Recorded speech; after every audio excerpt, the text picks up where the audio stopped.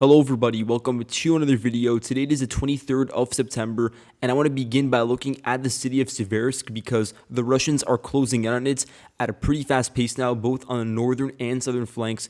And so I'll just zoom in on it immediately, and then we'll look at the Kucheriv Yar pocket and several other parts of the front line. As we get into Siversk, please like, share, subscribe, anything to help the channel. And you can see over here, beginning with the southern flank, that due to the Ukrainian garrison that was defending Siversk over the past 2+ years, there's been pretty much the same composition of units, and the Ukrainians more generally have been defending the eastern approaches to the city now for over 3 years. Regardless, the grouping has been rather small. The Ukrainians banked on the fact that the Russians didn't really have much initiative over here, that the Ukrainians could rely on natural barriers and on the city itself to sort of act as a compensation measure, regardless of the fact that the Ukrainians didn't have a massive grouping of forces over here. It was rather stable and consistent, and so over time, the forces that were deployed to here, and still are in many cases, they have acquired in detail knowledge of the battlefield and the landscape, so drone crews are very familiar with routes of attack that are utilized by the Russian side as they move westwards towards the city, both north and south of it, for that matter. But regardless, when it comes to sheer brute force and sheer attrition over an extended period of time, eventually that leads to holes forming.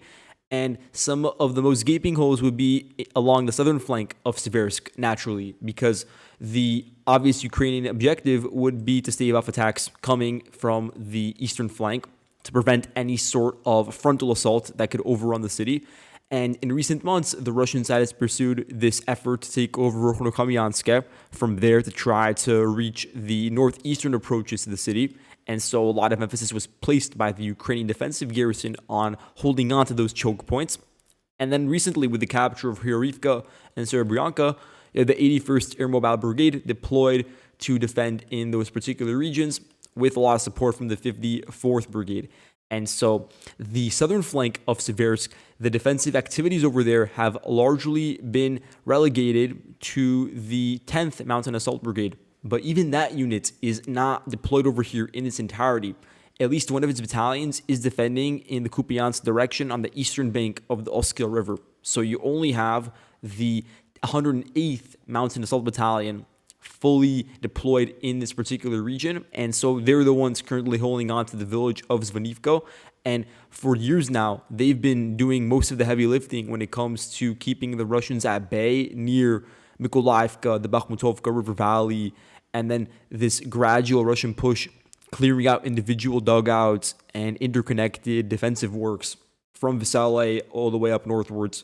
And now recently, due to the depletion of Ukraine's defensive capacity over here, and I suppose the redirection of focus northwards to the northern flank of Siversk, there was a weakening, even further weakening for that matter, of the direction specifically adjacent to the Bakhmutovka River. Because even over the past couple of days, the Russian side has been pushing towards Vimka, and they've been pushing in between Ivanodarivka and Novoselivka. So that's also on the southeastern flank of Siversk. And so the very few forces, the very few companies that may have been deployed to this region, they were engaged in those high-stakes battles and still are. So that left a huge gap to be filled in the area between the Bakhmutovka River and then this line of villages leading up into Siversk. So I just want to measure the width because it is a relatively narrow section of the front line. It's only about 2 kilometers, but it's an area the Russians have been able to exploit. So they've been able to take over about 3.1 square kilometers during the course of this movement. And it's possible that these advances did not occur in one fell swoop, because even though I haven't formally changed the map, in many of my videos looking at the Siversk direction, I always acknowledged that there was a cohort of Russian sources claiming that Perizhny was contested. And this was something started by Divgen. They've been talking about it for weeks now, about Russian movement over here, using Razdolivka as a launch pad to push northwards. And so even at the time, it was certainly plausible, but now we actually have confirmation, because the 88th Motor Rifle Brigade, which is a unit that was formed 2 years ago in 2023, they are now engaged in the battle over here, leading the push, and they raised their flanks in the northern part of the village, confirming their capture of it. Meaning that now the Ukrainian defensive framework has shifted northwards to Zvanivka, and that's concerning because past the village of Zvanivka, there's nothing besides the T013 road, and from there you already arrive at Siversk. It's only about a 2.6 kilometer journey to there. And so the southern flank at this point is really hanging on by a thread because the loss of Zvanivka implies and sort of necessitates a Ukrainian withdrawal from these open fields, largely on higher elevation that you see I'm going over here with these lines, and they're also heavily fortified. These certain plots of land that are in between two protruding rail lines and windbreaks. So this defensive node would end up falling into Russian hands. Vimka would end up falling into Russian hands because it would simply be disconnected from the Ukrainian rear, and the Ukrainian focus naturally would be on defending the immediate perimeter in vicinity of Siversk. And so the Ukrainians now are trying to beef up their forces in Zvanivka to prevent that sort of scenario from unfolding at a rapid pace. And so you have the 85th Mode Rifle Brigade, another unit involved in the push over here. And so they are already trying to infiltrate into the village of Zvanivka. So certainly keep an eye out for the maneuvers over there, both when it comes to their tactical significance, as in overrunning the trenches. And I will open them just for this moment so you guys get an idea. There are defenses that are not necessarily mapped over here, but they are difficult to see because the tree lines over here have not been destroyed. They're not flattened. Artillery hasn't really been working on these areas. And so you have a lot of dugouts within the foliage, within the really long tree lines over here. And that makes it even more formidable in terms of a defensive work. So you could see how to the west of the Bakhmutovka River Valley and also to the west of Siversk, you have another line of defenses. And so that's going to be the natural fallback line for the Ukrainians because that western line is on relatively high elevation. Siversk is on low elevation. It's overlooked to the east where the Russians are taking up positions now. It's overlooked to the northeast and also to the west where the Ukrainians have their rear positions.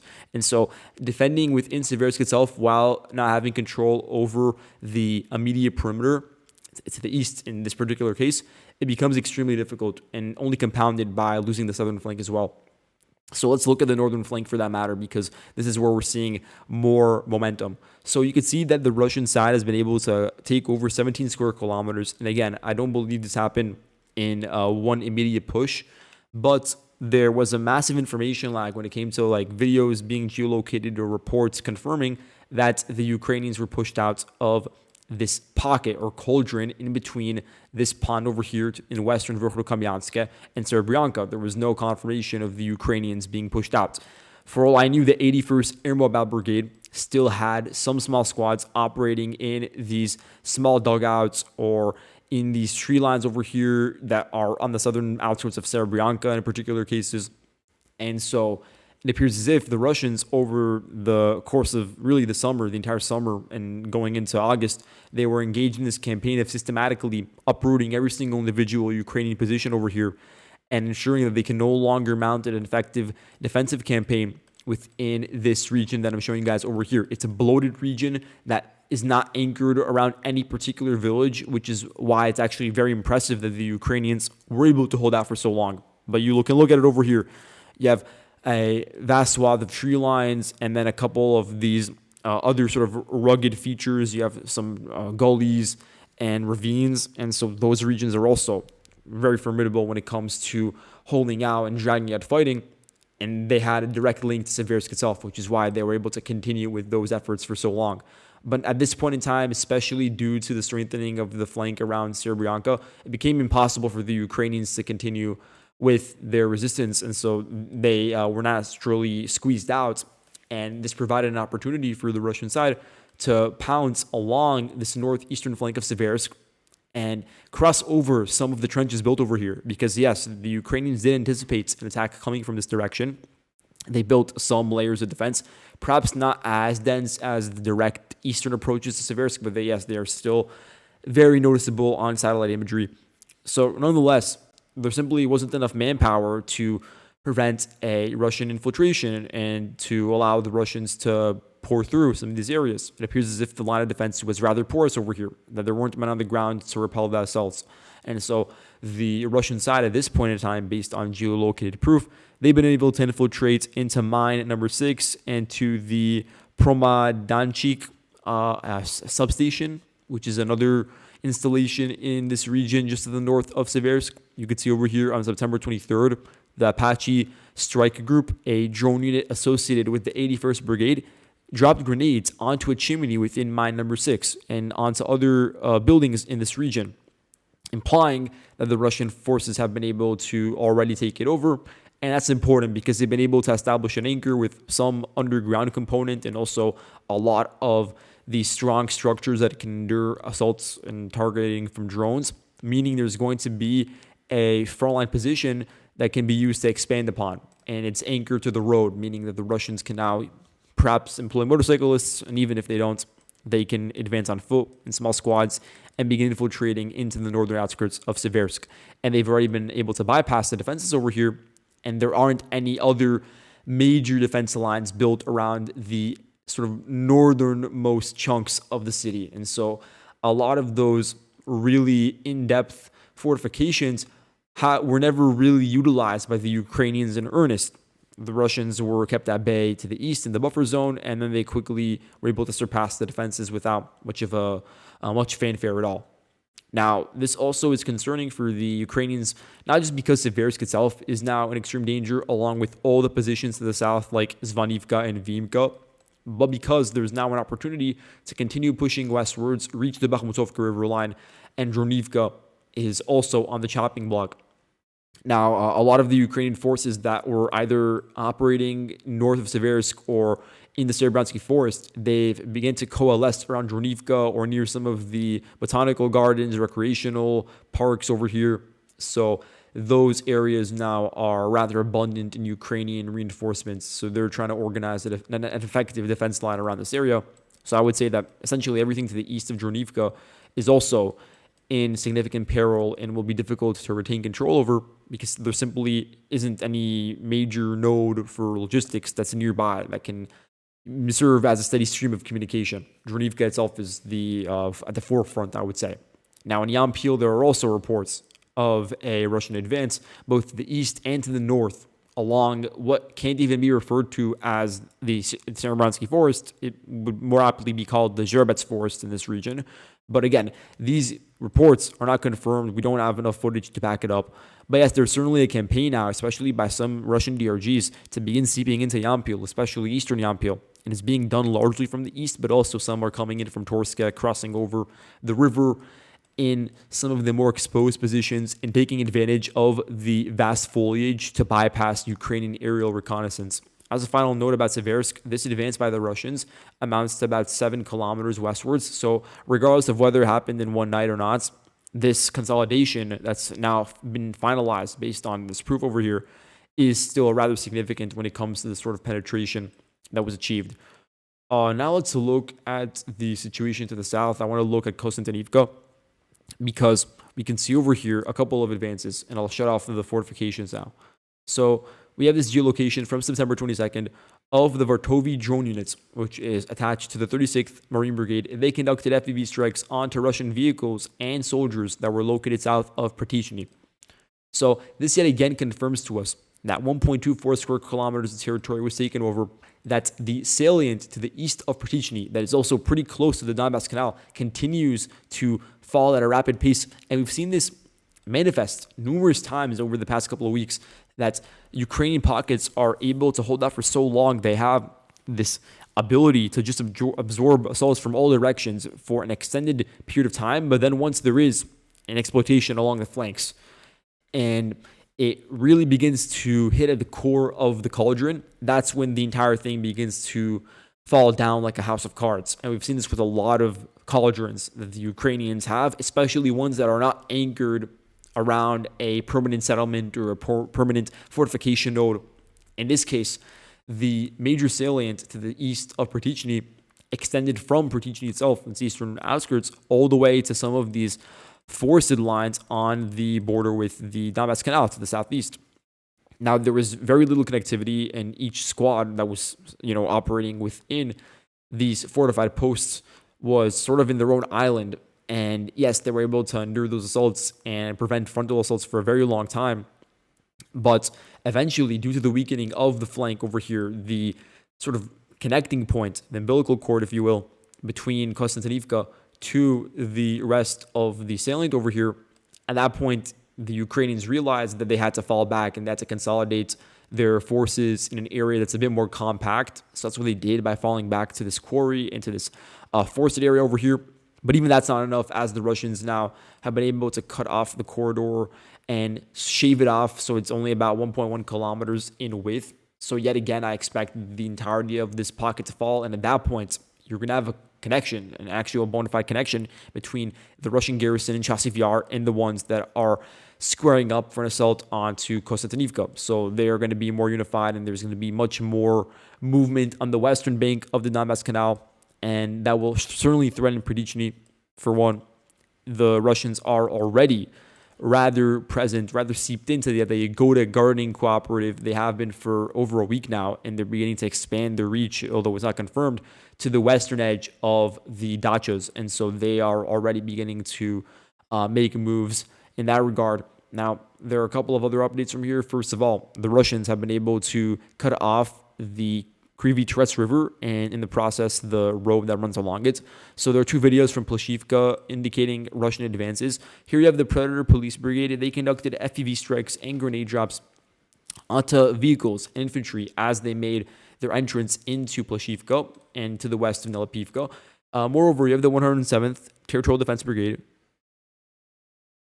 and they're also engaged in this effort to pick off individual Russian soldiers. I really hope I can find them on the map over here. But regardless, those are the two main units involved in trying to repel these assaults. Regardless, 26 hectares worth of territory was taken over. And you can see that there are two really major pockets that you can see over here.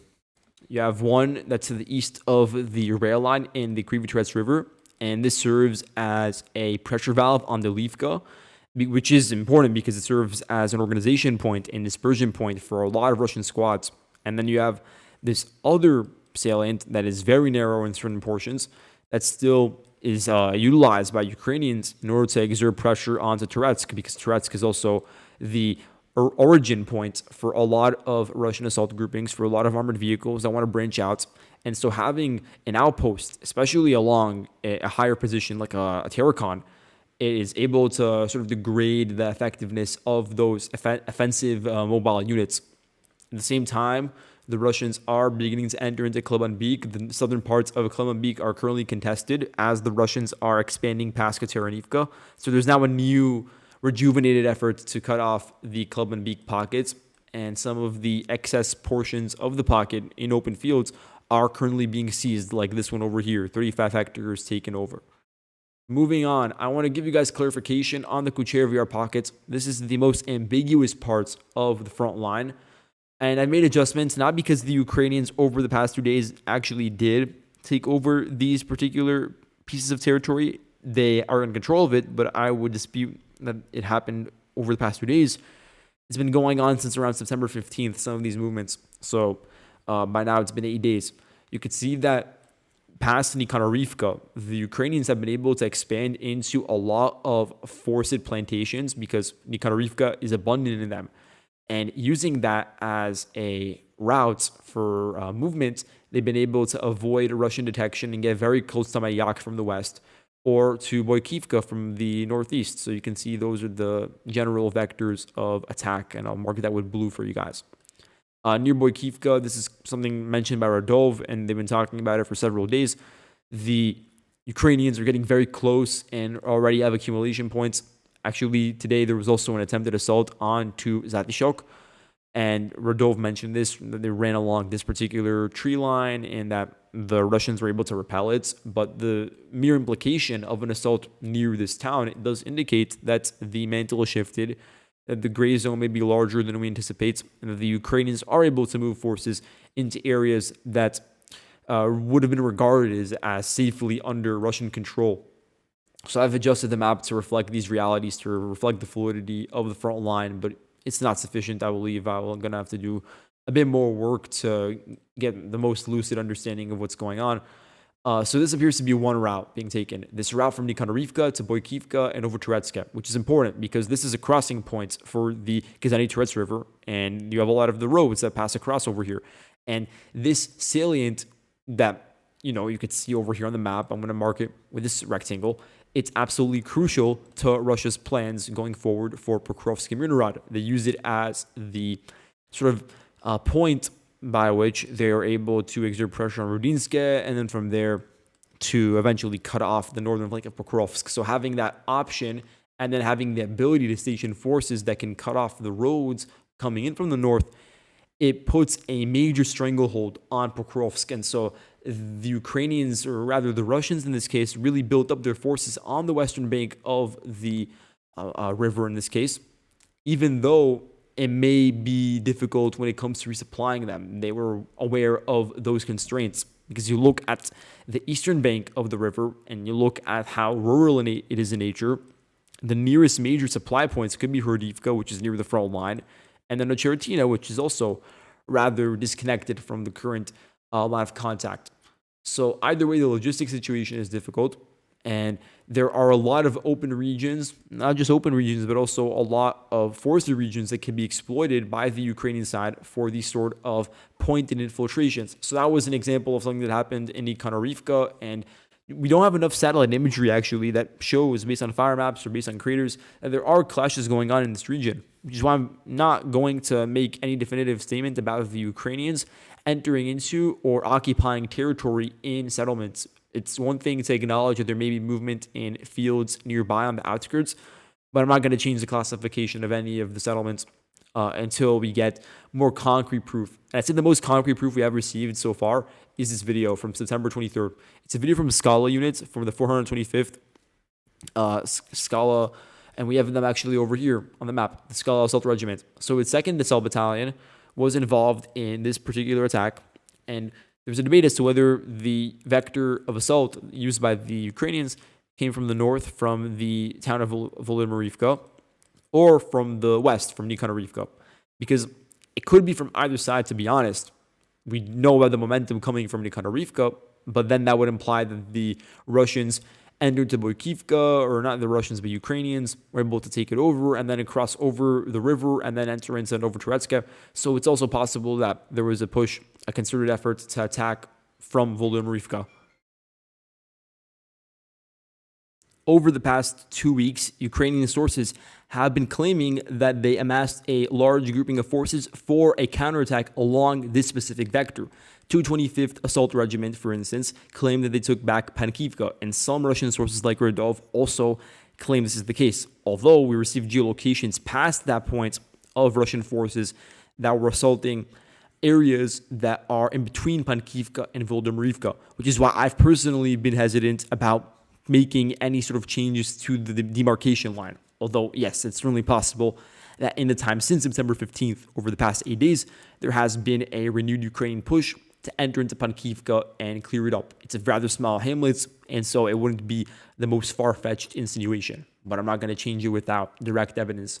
But it should be known that regardless of that fact, the Ukrainians also did claim that they were able to attack directly south of Volodymyrivka, exploit this large gap over here in the Russian line, because you have the Russians accumulating, say, Novotoretsk and Boykivka, and then all these other villages on the network along the river, and then you have this other network of Russian forces that are actually on the offensive in, say, Kucheriv Yar, Poltavka. So then what is there to say about the region between? You have over here this, say, 8 kilometer, if we're being a bit more conservative, perhaps 4 kilometer gap in the Russian line that is just completely open. There aren't any settlements over here. It's just open fields and perhaps some trenches.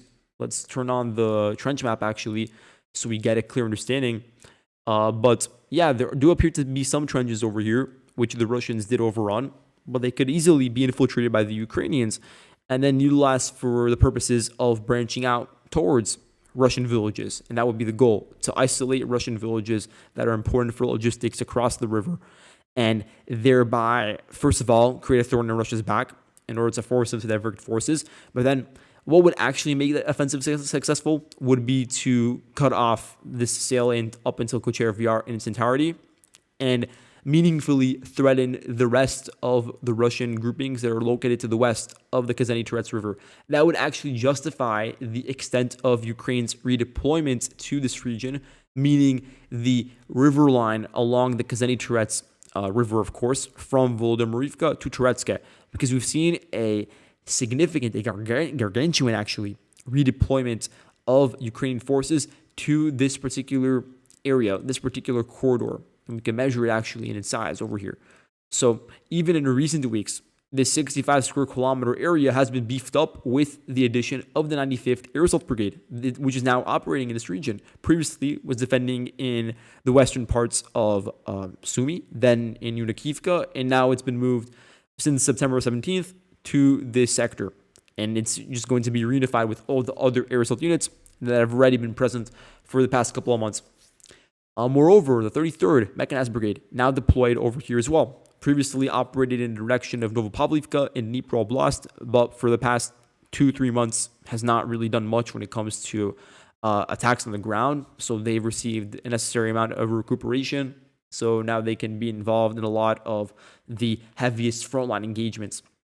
So the Ukrainians clearly are banking on the fact that they would hope to cause a meaningful tactical change to the front line that could set the Russians back. But so far, we don't have enough indication that they've been able to do it in terms of satellite imagery or footage that can back it up. Now, they're certainly trying even now, but the most significant wave of assaults was between September 15th and the 20th. And during that time, the Russians, with the redeployments of forces on their own end, were able to absorb the worst parts of those assaults and prevent a full cutting off of the salient to Kucheriv Yar. They've been holding on to, even though it's very thin now, you measure it, it's rather thin, it's only about 1.5 kilometers.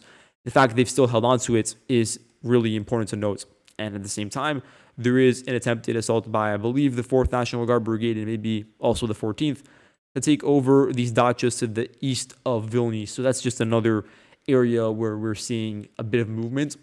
But hopefully I've been able to just elucidate the situation on the Dobrotpilya front.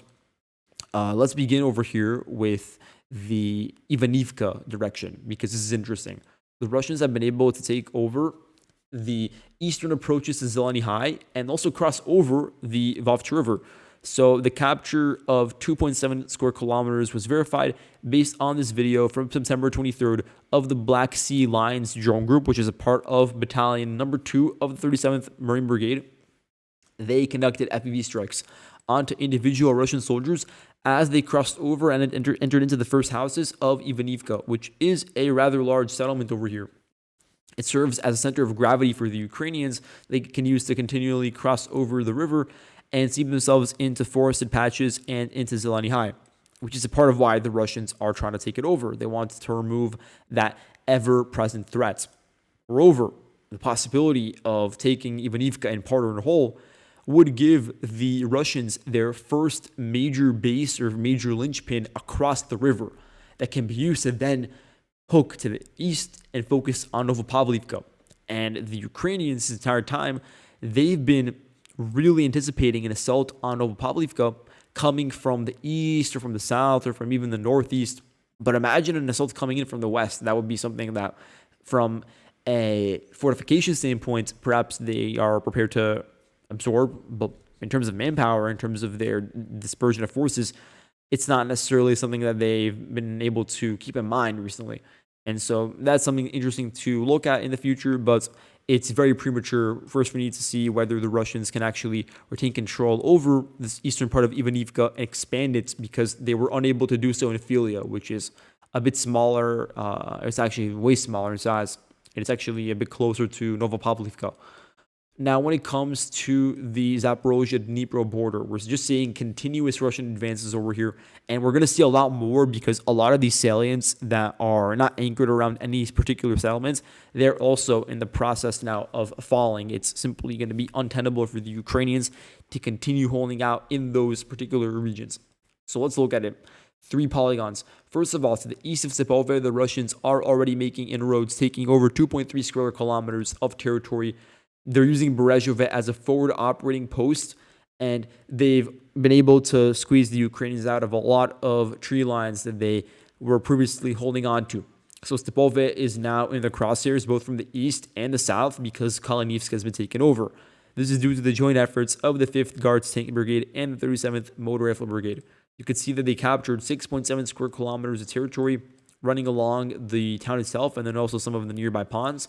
This video from September 22nd clearly shows the course of the clashes, with the 5th Brigade clearing out 100 houses, and they claim to have destroyed a company-sized formation, which can mean anything from 800 to 250 soldiers depending on the context, but in this case destroyed means killed or wounded, and a company size is likely on the lower end. They also claim to have destroyed 7 pieces of equipment, including armored vehicles and artillery pieces, during their engagements over here. So this capture was, of course, inevitable with the fall of Berezhove and Novomykolivka, because it allowed the Russians to have 2 outlets by which to enter into the village, especially the one from Novomykolivka. Having access to that paved road is very important and will allow, in this case, the Russians to push westwards and arrive at Verbove in the future, to arrive at Novohirivka to the south.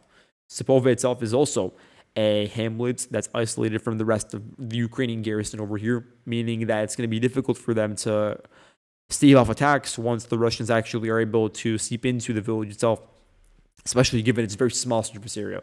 Now, the Ukrainians near Veli Komikhalivka and Arestopil have been able to stabilize the situation because, the Russians first consolidated their advances near Novoselivka, and naturally that took some time, and some of their advances may have been premature or a bridge too far, and so now they're just involved in strengthening whatever forces they already have present over here.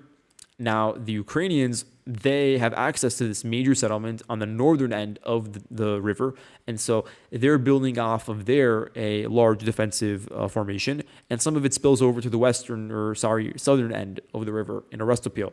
And so direct attacks towards it are not necessarily the most prudent approach to, designating tasks or spending manpower. And so for now, the line over here has died down.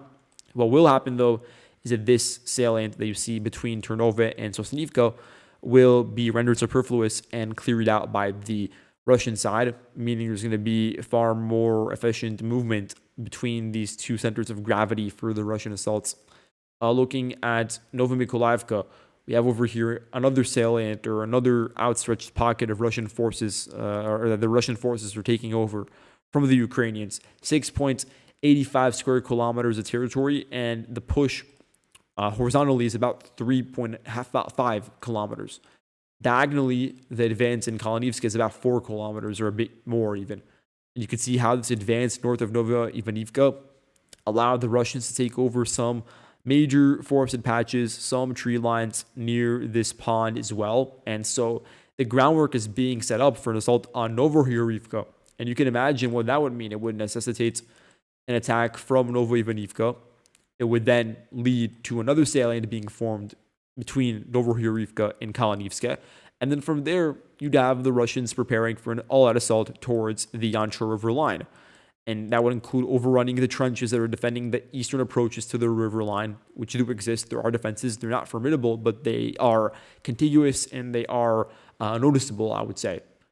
And so Novohirivka will act as a key that will unlock all of those possibilities. And now the Russians are making the first steps to actually take it over from the 154th Mechanized Brigade and 2 of its battalions deployed over here, and a couple of other territorial defense units. And so that's all for today. Thank you all so much for watching. I'll see you guys in the next video. I won't be making many long videos like this, but I think every once in a while I will. So this is going to be an exception. But thank you all, and goodbye.